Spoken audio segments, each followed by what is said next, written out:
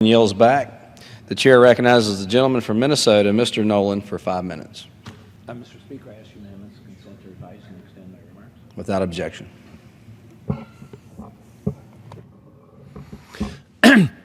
Mr. Speaker, members of the House, the foolish and wasteful squandering of the Americans' hard-earned taxpayers' dollars are once again on display in the war in the Middle East and in Syria. Before I get to my point, I want to remind my colleagues here that we spent $3 trillion on the war in Iraq. That's right, $3 trillion. And look where it's gotten us. But I'd like to remind my colleagues that for one of those trillion, we could have graduated every college kid in America and vocational school kid in America debt-free. Instead, we've saddled them with debt that's crippling their ability to get ahead and our economy to grow. It's no secret that bridges are falling down here in America, and trains are coming off the rail. For one of those $1 trillion, we could have rebuilt our infrastructure and transportation system in this country.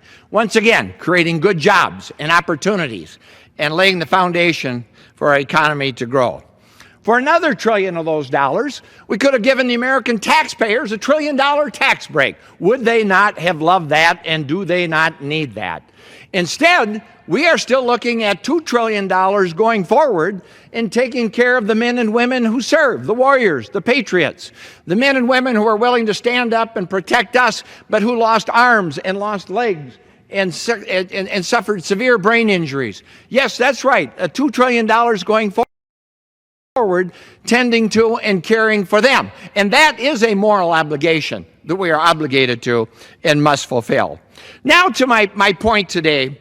Last year, the Congress authorized $500 million to be spent on training the so-called moderate Free Syrian rebels.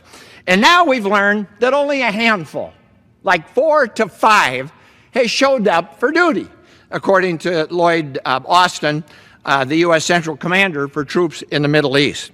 Back in June, Republican Congressman Kurt Clausen and I offered an amendment to the Defense Appropriations Bill to stop funding this so-called Free Syrian Rebel program. Why?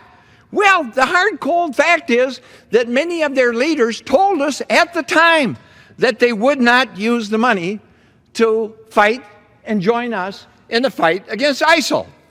And now we ask the House not to appropriate an additional $600 million, seeing that the $500 million that was spent has already been wasted and misspent. Unfortunately, our colleagues at the time did not follow our bipartisan recommendation on this important issue, and the House did go ahead and appropriate an additional $600 million for that failed program.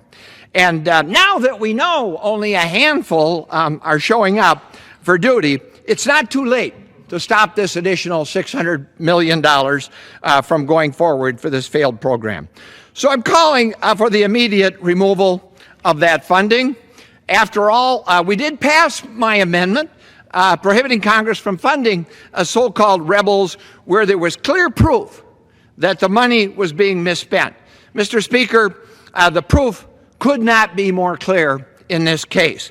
This isn't about agreement or disagreement with our involvement in these Middle East conflicts. This is about the tragic and the foolish and the senseless, wasteful squandering of $1.1 billion of hard-earned American taxpayers' dollars. Mr. Speaker, Mr. Clausen and I both worked as businessmen before coming to the Congress for decades. And anyone who knows anything about business can tell you this. No private sector company ever succeeded by spending huge amounts of money on employees who never showed up for work, or worse yet, turned their allegiances to an opposition or a competitive company.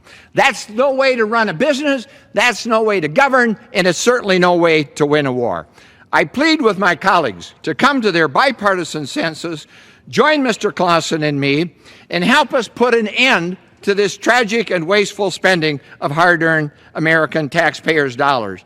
The American taxpayers are counting on us. Let's not disappoint them. Thank you, Mr. Speaker.